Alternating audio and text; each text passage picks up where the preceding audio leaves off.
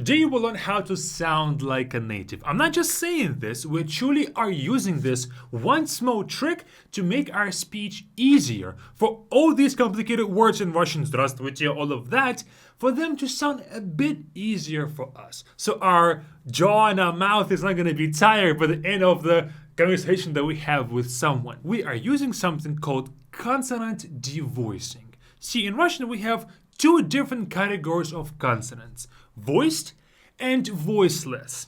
So right now you have all the pairs on the screen of those consonants. V, F, G, K, Z, S, B, P, D, T, and J and Sh. As you can kind of hear, they are very similar in their pronunciation. Like V is very close to F in sound. They're not identical, of course, but they're very similar. So they come in pairs. And the trick is that sometimes, in certain cases, we pronounce these letters, voiced ones, just like voiceless. So instead of pronouncing B, we say P. Instead of saying V, we say F. Instead of Z, we say S. And these, the voiceless ones, are much easier to pronounce. Let's put them in the corner and talk about when do we use this kind of trick. We use this trick whenever a word ends on a voiced consonant. For example, zakaz. Zakaz means an order. And the trick is that I don't pronounce this word as zakaz. I pronounce it as zakaz. So the very last letter, it's a voiced consonant. I will pronounce it as voiceless pair. So in the corner you see that Z corresponds with S, okay? So instead of saying zakaz, I say zakaz. Do you hear me saying S at the end? Zakaz, zakaz. So we replace Z with S. Another one is, let's say, хлеб. Хлеб means bread. I don't say хлеб, I say хлеб. Хлеб. So we replace the voiced consonant with the voiceless pair. Why? Because it's at the end of a word. And the last example for this one is друг. Друг means a friend. And друг ends on a voiced consonant G. But we replace it with the voiceless pair. Right there again, you can see in the corner, G corresponds with K. So I say друг. You can hear the K at the end. Друг. Друг. The reason why we do this is because if we had a voiced consonant at the end, and then we're gonna have to say it like this, друг. So it's like we have to use more breath to say it, друг, друг. It's very hard when it comes to breathing kind of thing, but if it's just друг, it's much easier to say it, друг, друг, друг. Imagine it's just one word, right? But imagine if it's a whole monologue. How many times are we gonna do that in a monologue? Many, many times. So if we replace it with a voiceless pair, it's much easier for us to pronounce this stuff.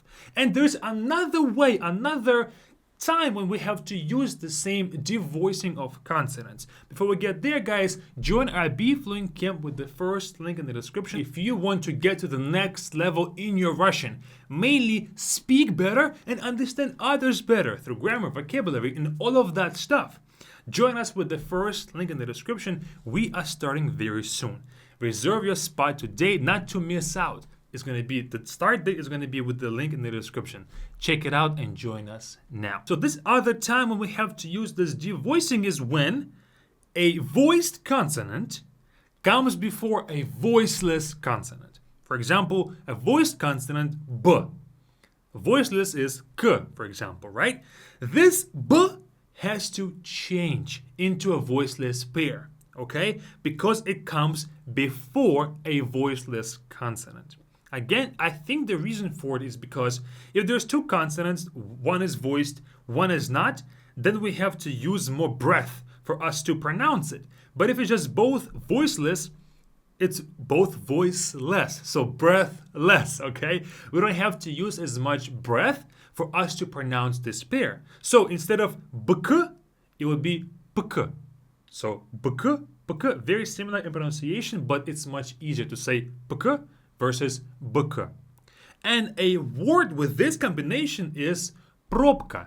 Пробка means a traffic jam or also a cork in a wine bottle, okay? Пробка.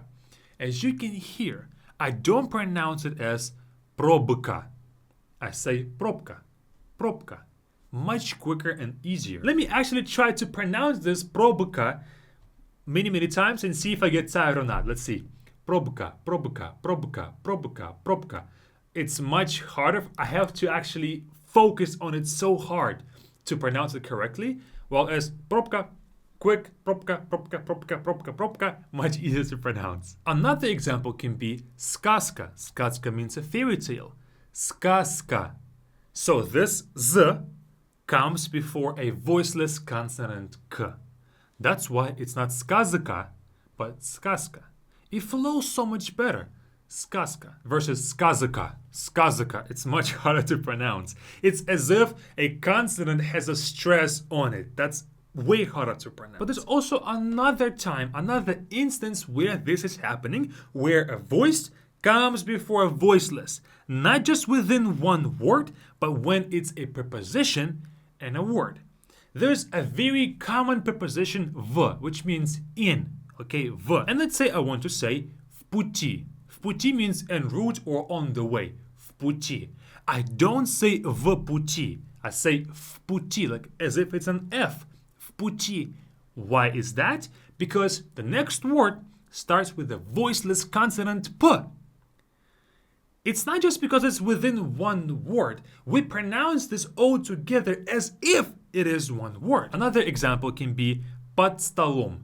Под столом means under the table, okay? Right here under this table, под столом. Even though pod ends on the d, столом starts with a voiceless consonant. That's why I say под столом, as if d is a t. We replace it again, we devoice it again. Под столом.